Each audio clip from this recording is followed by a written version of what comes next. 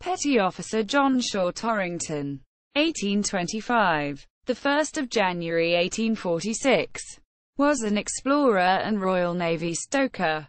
He was part of an expedition to find the Northwest Passage, but died early in the trip and was buried on Beechey Island. His preserved body was exhumed in 1984 to try to determine the cause of death. It was the best preserved example of a corpse since the ancient Tollund Man, which was found in the 1950s. Early life. 1845 Franklin Expedition. Torrington was a part of Sir John Franklin's final expedition to find the Northwest Passage, a sea route to Asia, via the northern edge of North America. They set off from Greenhithe, England in 2 ships, the HMS Terror and HMS Erebus, on the 19th of May 1845. The trip was expected to last about 3 years.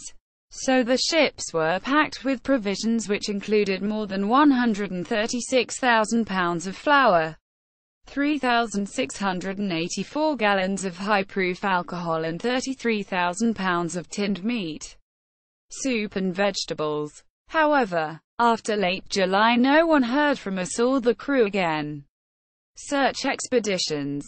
Many search parties were sent to look for the missing crew, but nothing significant was discovered until 1850, when the ruins of a stone hut, some food cans, and 3 graves were found. The graves contained the remains of Torrington, William Brain, and John Hartnell. Torrington had apparently died about 7 months into the expedition, which led to further questions as to why crew members had died so early in the expedition.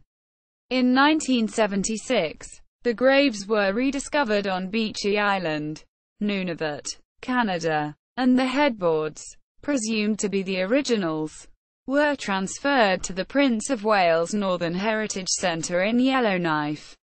In 1980, anthropologist Owen Beatty decided to analyze the bodies and try to solve the mystery.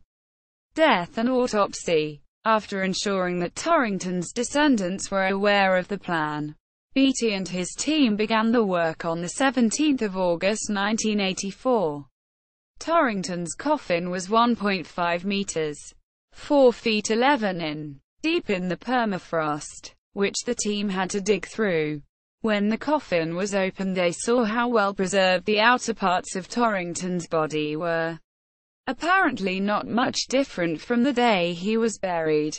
In order to thaw the body, the team poured water on the ice to slowly melt it away and therefore not cause any damage to the body. Once thawed, they undressed the body to examine it.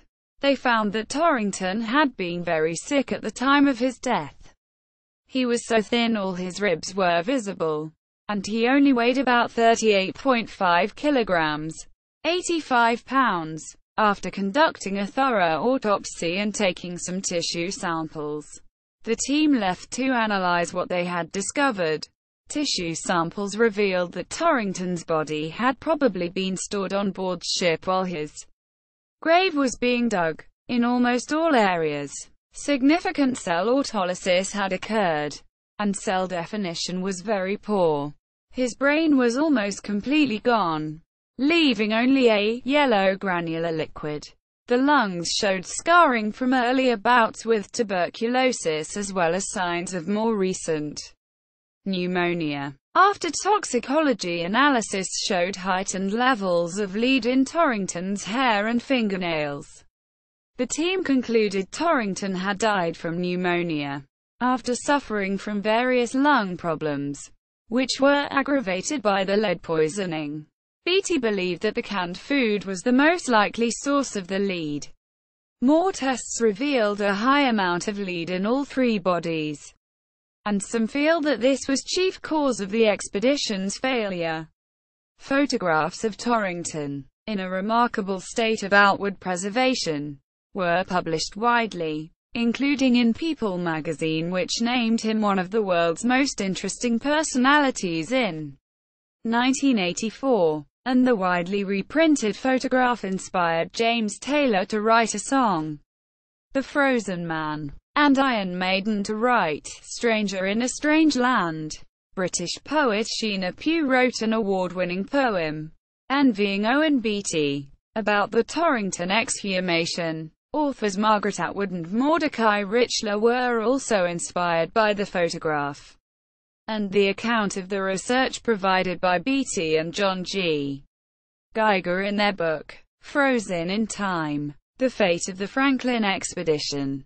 Atwood wrote a short story, The Age of Lead, and Richler included references to the researching the Franklin expedition itself in his novel.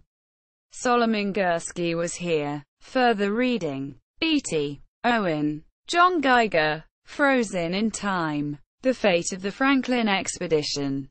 Douglas and McIntyre. ISBN 1-55054-6163.